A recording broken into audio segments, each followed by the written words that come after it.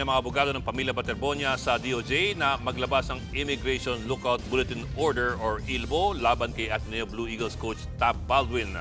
Ayon kay Attorney Israelito Torion at Attorney Jimmy Bondok, mas maigi raw na nasa Pilipinas muna si Baldwin habang gumugulong ang investigasyon sa pagkamatay ni Baterbonia at ng kapwa student athlete na si Divine Adili. Wala pang tugon dito si Baldwin. Wala pong personalan ito against Coach Tab Baldwin. Wala po kaming sinasabi na meron siyang liability po dito.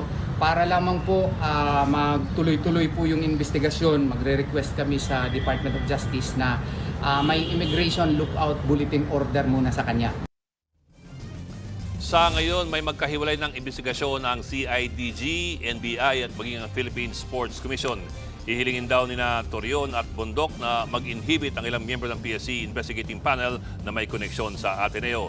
Yan ay para matiyak daw ang patas na investigasyon.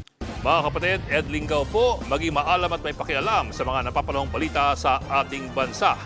Para sa mas malilimang pagtalakay at paghimay sa mga issue at headlines, mag-follow at mag-subscribe sa social media pages ng News 5.